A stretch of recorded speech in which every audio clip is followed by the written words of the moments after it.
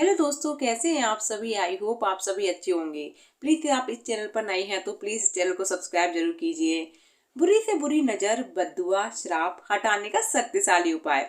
नजर लगने को नकारात्मक ऊर्जा से जोड़कर देखा जाता है। किसी की सोच, स्वभाव और संपर्क का अगर हम पर नकारात्मक असर पड़ता है तो उसे हम नजर लगना कहते हैं।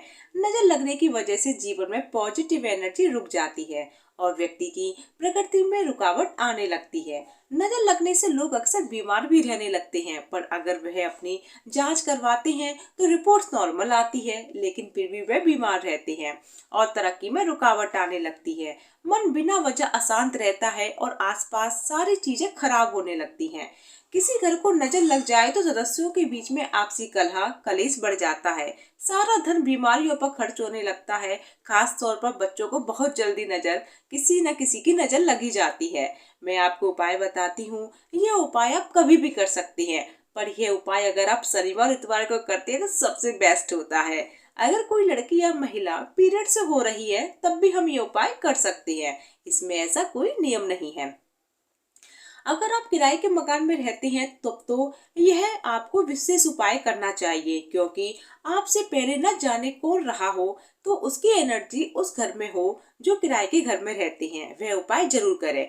वैसे आप ये उपाय हर कोई कर सकता है जिससे नेगेटिव एनर्जी फील हो रही हो, अचानक कुछ काम रुक रहा हो तो आप ये उपाय कर सकते हैं। सबसे पहले आपको एक कांच का गिलास चाहिए। गिलास नहीं है तो कांच का बाउल या कटोरा जो भी है आप उसे ले सकते हैं, लेकिन आपको इस उपाय के लिए कांच का ही यूज करना है। कांच का ही बर्तन होना चाहिए। आपको इस बात का ध्यान रखना है कि जब आप कांच का यूज करें तो ट्रांसपेरेंट हो तो ज्यादा बेस्ट है। कलरफुल नहीं होना चाहिए। फिर आपको उस कांच के गिलास में पानी भर लेना है। अब आपको उसमें नमक लेना है, चाहे वह समुद्री नमक हो, काला नमक हो, सेंधा नमक हो। इन तीनों नमकों में से आप कोई भी एक नमक का प्रयोग कर सकते हैं। फिर आपको एक चम्मच नमक लेकर उसे कांच वाले गिलास में डाल देना है। अगर कोई व्यक्ति बीमार है, बेड से नहीं उठ पा रहा है तो आप उसके पास रख देंगे। उस कांच के गिलास को आपको ढकना नहीं है, खुला ही रख दीजिए। आप चाहे तो अपने घर की हर कमरे में भी इस उपाय को कर सकते हैं। इस कांच के गिलास को रख सकते हैं। हर कमरे के लिए अलग अलग कांच के गिलास का इस्तेमाल करना होगा। ऐसा नहीं है कि एक गिलास को आप जगह जगह ले लें, नहीं। आप इस कांच के गिलास को बाथरूम में भी रख सकते हैं। जब भी आप यह उपाय करें तो आपको एक बात का विशेष ध्यान रखना है कि इस उपाय को आपको सूर्यास्त के बाद या शाम को या सोने से पहले, आपको इन तीनों में से कभी भी कर सकते हैं, लेकिन आप इसे कभी भी सुबह या दोपहर में कभी नहीं करेंगे। अब आपको सुबह उठकर उस कांच के गिलास को चेक करना है। अगर वह कांच के गिलास में अगर कलर बहुत चेंज हो जाता है तो कुछ प्रॉब्लम है, क्योंकि नॉर्मली नमक को पानी में डालते हैं तो हल्का फुल्का थोड़ा सा चेंज होता है जो नॉर्मली है।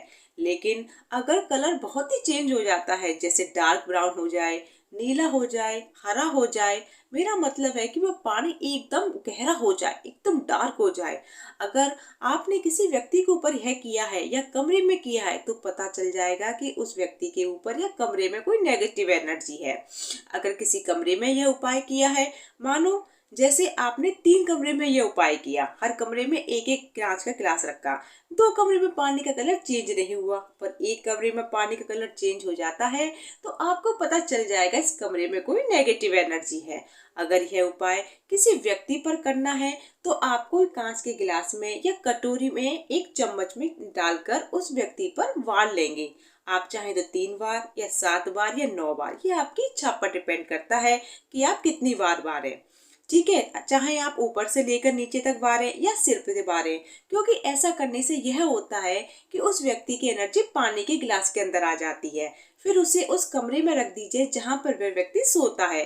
अगर मान लीजिए आप वह व्यक्ति यह वार नहीं सकते हैं तो वह व्यक्ति नहीं है, तो आप उस व्यक्ति की फोटो देखकर या उस व्यक्ति का नाम लेकर भी वार सकते हैं और कमरे में भी रख सकते हैं।